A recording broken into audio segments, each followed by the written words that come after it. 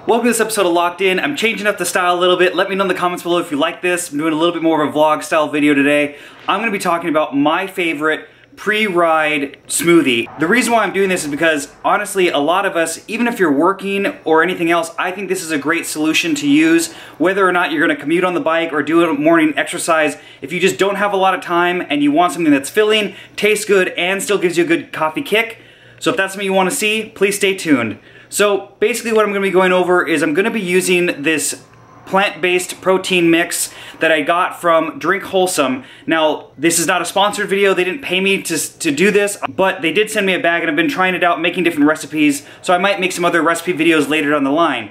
Now, for a little bit of background, I am plant-based, and so I wanted to find something that was easy on my system since I've always had somewhat of a sensitive stomach. So even if you're not vegan, they do have a non-vegan version of this mix. But for a lot of people that I've noticed that do have a sensitive stomach, whether or not you're vegan, typically a plant-based supplement like the Drink Wholesome mix that I'm using is going to be very easy on your digestive system, and especially if you're going to do this really close to your workout, it's less likely going to cause issues when you're out on the bike or give you an upset stomach, especially if you don't have a ton of time before the ride. A lot of people say if you're going to be working out or anything like that, you want to try to eat around an hour before. If it's a race scenario, maybe even 3 hours. So I'm just going to show you my quick recipe for that. When we're going to get out on the bike, I'm testing out some components, and so this is typically what I do during the day when I'm making content and just kind of going through and filming for the channel itself. So let's get into what's in this smoothie that I love to use. Alright, so first things first, this is not whiskey, this is cold brew coffee that I make myself. Obviously you can buy this at a store if you want, but making it yourself is super easy. I'm gonna grab the vessel for the smoothie. Now these measurements, you're gonna figure out what you like and you're gonna change the ratios up. So this is just gonna give you a rough idea of what I like to do. I basically like to put about a cup of coffee into this, and obviously if you don't have a measuring cup at home, you can use your Slow But Look Pro coffee mug. Pour about half of that in there. Then you're gonna take your protein mix of choice. This is gonna be great to give you that full sensation when you're on the bike. And basically this is their peanut butter chocolate flavor. I'll have a link in the description below to see all the flavors that they have. So the serving size for this is half a cup, and that's gonna yield you 20 grams of protein and 200 additional calories. So I always add the coffee in first so you don't have the dry mix on the bottom, or if you put it just on the top, then when you hit the blend, it's just basically gonna shoot half the powder over everything else. Gonna do that.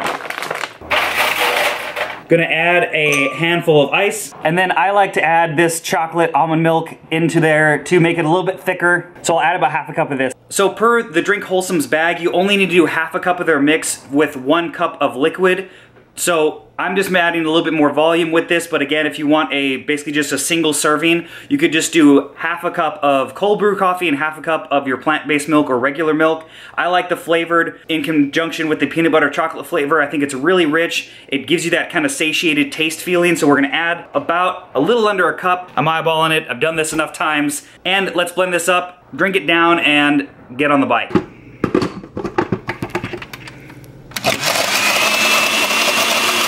But adjust the ratios as you see fit, but cheers.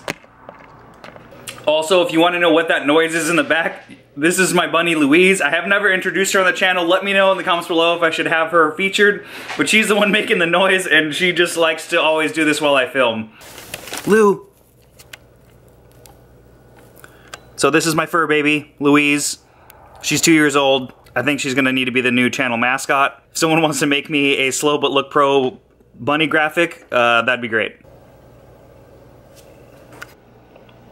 But now I'm done with that, and let's just go give you a sneak peek, because you're watching the vlog, of what's going to be coming down on the channel. So as you can see here, I have my Poseidon Redwood with my GoPro attached for filming. I am going to be filming a few different things at the same time.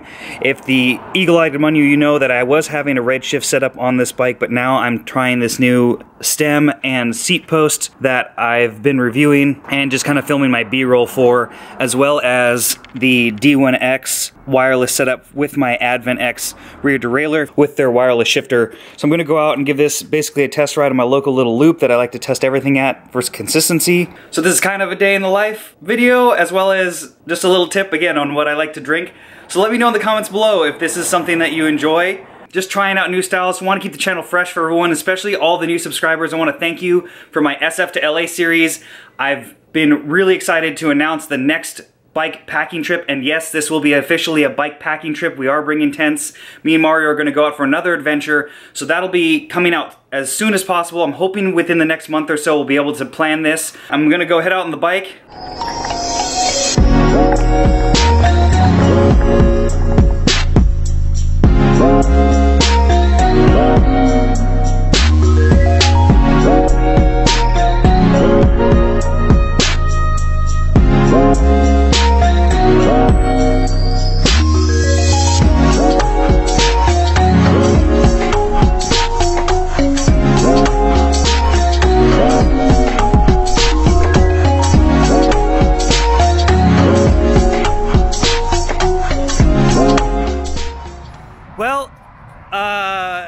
Here's something unexpected. So I'm currently out here testing the D1X and everything, putting it through its paces. I know this looks flat, but basically this is like a construction area that gets a lot of tractor tracks. So it's really high frequency, really deep and sharp, pitchy stuff that I really like to test suspension on as part of my testing regime for these style of products, as well as testing to see can the D1X keep up while riding over all of this stuff. And I know the GoPro shots are going to make it look a lot smoother than it is, but I'll cut to some footage right here that you can see of how deep and hard packed this is. It's like hitting hard rock. It will give away depending on how hard you hit it, but I'm out here riding, and luckily I'm only a few miles from home, and looks like my chain went bye-bye. I have never broken a chain on trail, so this is a first for me. And obviously, luck would have it, my toolkit that I have, I've been changing around between the bikes, and since I just swapped the seat post, my tool bag is actually on my Redshift seat post that typically lives on my beside in Redwood, so this is what happens. So I'm gonna have to try to coast this back home, and you know, you live and you learn, and it always happens when you don't have the quick links or anything else that I typically always have on my bike. I never ride this bike naked. Obviously, I'm testing something, and something you don't think about because it's always there when you don't need it. And when you do need it, it's on another seat post. So I'm gonna try to hustle this back home and order a new chain, I guess. All right, so time to, obviously don't want to leave my trash out here, coast home. So I'm gonna go check this when I get home. It probably is overly worn, but we'll just see. Feel like that was prematurely broken, but we'll find out.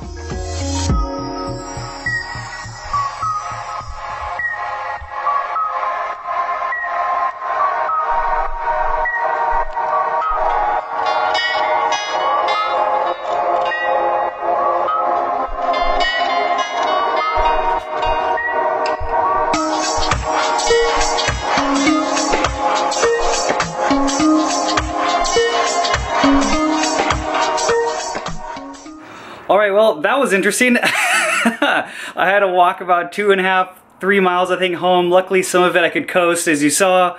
And then obviously there had to be one hill that I had to walk. So this short filming session turned into a little bit longer of a process. But hey, that's what happens.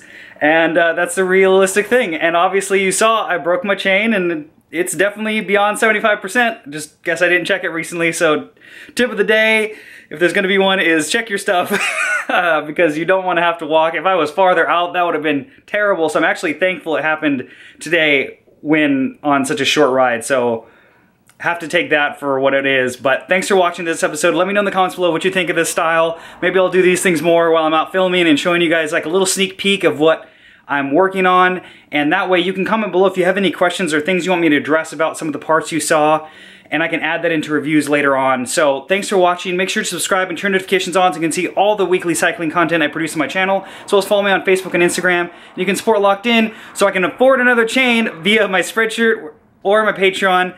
I really would appreciate it. And thanks for watching this episode of Locked In.